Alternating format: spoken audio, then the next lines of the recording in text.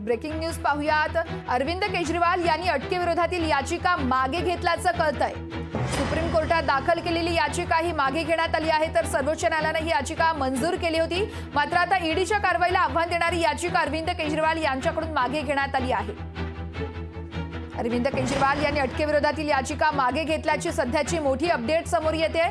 Supreme कोर्टात अटकेविरोधात याचिका दाखल करण्यात आली होती, मात्र हीच याचिका आता मागे घेण्यात आली आहे। ही याचिका सुप्रीम कोर्टाने मंजूर देखील केली होती, मात्र आता ही याचिका यावेळेस अरविंद केजरीवाल यांच्याकडूनच मागे घेण्यात आल्याचं कळतंय। अरविंद केजरीवाल यांनी आता अटकेविरोधातील याचिका मागे घेतल्याचं कळतं। ईडी कोठडीत अरविंद केजरीवाल यांना सुरक्षित, ईडी कोठडीत सध्या ते सुरक्षित आहेत की नाही अशी खात्री नसल्याचं बोललं जात होतं आणि त्याच अनुषंगाने त्यांच्याकडून याचिका दाखल करण्यात आली होती। मात्र हीच याचिका आता अरविंद केजरीवाल यांच्याकडून मागे घेण्यात आली आहे। सुप्रीम कोर्टाने ही याचिका मंजूर केली होती, मात्र त्या अगोदरच आता ही याचिका मागे घेण्यात आली आहे।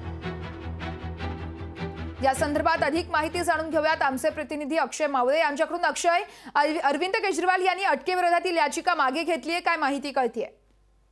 वर्षा थोड्या वेळापूर्वीच अरविंद केजरीवाल यांनी सर्वोच्च न्यायालयामध्ये याचिका दाखल केली होती। अटकेविरोधातील याचिका जी आहे ती याचिका आता मागे घेतली आहे आणि सर्वोच्च न्यायालयाने देखील ही याचिका काही वेळापूर्वीच फेटाळली होती आणि 2 ते 3च्या दरम्यान या याचिकेवर सुनावणी देखील होणार होती। मात्र आता अरविंद केजरीवाल एक कनिष्ठ कोर्टात देखील संपूर्ण प्रकरणाबद्दल त्यांची जी माहिती आहे ती सादर करू शकतात। आपण जर बघितलं तर काल ज्यावेळी अरविंद केजरीवाल यांच्याकडे ईडीचं पथक पोहोचलं होतं, त्या ठिकाणी चौकशी सुरू होती। त्याचवेळी सर्वोच्च न्यायालयात या संपूर्ण प्रकरणावर तात्काळ सुनावणी घेण्यात यावी आणि अटकेला स्थगिती देण्यात यावी यासाठी ही याचिका दाखल केली होती। आणि आज ईडीने देखील एक कॅव्हिएट या ठिकाणी दाखल केलं होतं। ईडी या सर्वोच्च न्यायालयामध्ये जे हे प्रकरण आहे या प्रकरणासाठी 10 दिवसांची जी वेळ आहे ही वेळ देखील वाढवून मागणार होतं। मात्र आता अरविंद केजरीवाल यांनी ही याचिकाच मागे घेतल्याने नेमकं आता केजरीवालांची पुढली भूमिका काय असणार आहे हे देखील आज बघणं तितकंच महत्त्वाचं ठरणार आहे।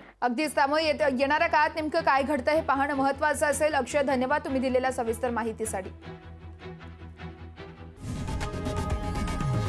लोकशाही मराठी ऐका, पहा, जागरूक रहा।